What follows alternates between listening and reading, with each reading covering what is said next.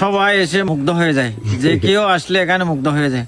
গাছপালা এগুলো মানুষের জন্য খুবই প্রয়োজন, যেহেতু আমরা বাজারে বর্তমানে যে ফ্রুটসগুলো খাই সেগুলো আসলে বিভিন্ন কেমিক্যাল দিয়ে এগুলোকে পরিপক্ক করা হয়, দীর্ঘদিন রাখা হয়।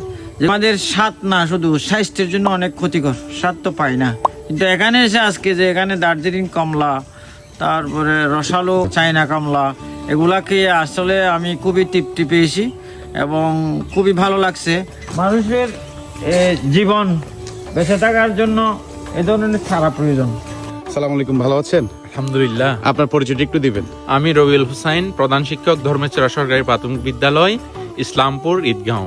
আমি আসলে ওনার ভক্ত হয়ে গেছি, কারণ উনি প্রকৃতি প্রেমী, পরিবেশ প্রেমী, পাশাপাশি ফলজ বনজ বৈচিত্র্য রকমের বাগানের সমাহার। ইতিপূর্বে প্রায় আমরা 3 বছর পূর্বে এখানে এসেছিলাম, কুল দিয়ে আমাদেরকে আপ্যায়ন করেছিলেন, সে কথা এখনো মনে আছে।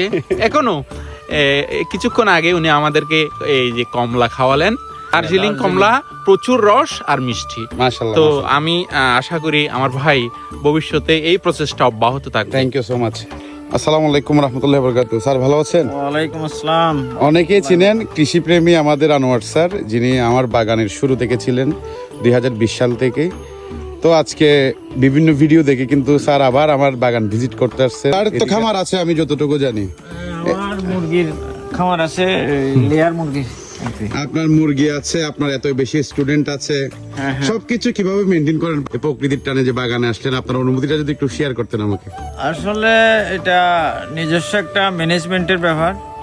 আর নিজে যদি মনোযোগ দেওয়া যায়, যে কোনো কাজ আসলে সফলভাবে সম্পন্ন করা যায়। যেমনিভাবে আপনার যে একটা গ্রিন হাউস এটা প্রতিষ্ঠিত হয়েছে, এবং পাশাপাশি আপনার এত বড় যে খামার, যেটা সবাই মুগ্ধ হয়ে যায়, যে কেউ আসলে এখানে মুগ্ধ হয়ে যায়। আমি প্রথম যেবার এসেছিলাম আমরা দুইজন, তখন আমরা কুল খেয়েছি, তারপর আপনার পেয়ারা খেয়েছি, অনেক কিছু। আসলে মানুষের জীবনের জন্য সবচেয়ে বেশি মনোমুগ্ধকর ব্যাপার। তো আমি মনে করি একটা মানুষ বেঁচে থাকার জন্য গাছপালা এগুলো মানুষের জন্য খুবই প্রয়োজন, যেহেতু আমরা বাজারে বর্তমানে যে ফলগুলো খাই, ফ্রুটসগুলো খাই, সেগুলো আসলে বিভিন্ন কেমিক্যাল দিয়ে এগুলোকে পরিপক্ক করা হয়, বাজারজাত করা হয়, দীর্ঘদিন রাখা হয়। আমাদের স্বাদ না, শুধু স্বাস্থ্যের জন্য অনেক ক্ষতিকর, স্বাদ তো পাই না। কিন্তু এখানে এসে আজকে যে এখানে দার্জিলিং কমলা, তারপরে রসালো চায়না কমলা, এগুলা খেয়ে আসলে আমি খুবই তৃপ্তি পেয়েছি এবং খুবই ভালো লাগছে। তারপরেও এখানে এসে আবার গ্রিন হাউসে এসে সবচেয়ে বেশি ভালো লাগছে, এখানে বিভিন্ন ধরনের চারা উৎপাদন করতেছে। এই চারাগুলো দেখে আসলে মানুষের জীবন বেঁচে থাকার জন্য এ ধরনের চারা প্রয়োজন। আসলে গাছপালা ছাড়া তো। আমার কথা হচ্ছে স্যার, প্রত্যেকের বাড়িতে যদি একটা সবজির গাছ থাকে, যেমন একটা এই যে টমেটো রোপণ করলো, মরিচ রোপণ করলো, দুই একটা বেগুন রোপণ করলো, তাহলে তো আমাদের বাজারের যে খাইতে হচ্ছে। অবশ্যই সব চিন্তা করেন না স্যার, 1 কেজি সবজির টাকা দিয়ে কিন্তু 4-5টা চারা কেনা সম্ভব, 1 কেজি ফলের দাম দিয়ে কিন্তু 4-5টা ফলের গাছ কেনা সম্ভব। হ্যাঁ। তো স্যার আপনাকে অসংখ্য ধন্যবাদ আমাকে দেখতে আসার জন্য। স্যার হচ্ছে আমার অনুপ্রেরণা, স্যার থেকে শেখার অনেক কিছু আছে। স্যার যেমন রয়েছে স্টুডেন্ট, পাশাপাশি আমরাও এখনো স্যার থেকে শিখতেছি। তো অসংখ্য ধন্যবাদ আমাকে সময় দেওয়ার জন্য। অনেক অনেক ধন্যবাদ। Thank you sir, thank you.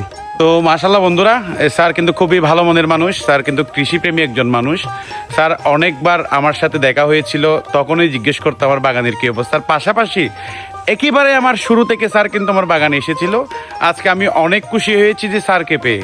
তো স্যারের জন্য দোয়া করবেন সবাই। ভালো থাকুন, সুস্থ থাকুন। দেখা হবে নতুন কোনো কৃষি চিত্র নিয়ে। আল্লাহ হাফেজ। আসসালামু আলাইকুম ওয়া রাহমাতুল্লাহি ওয়া বারাকাতুহু।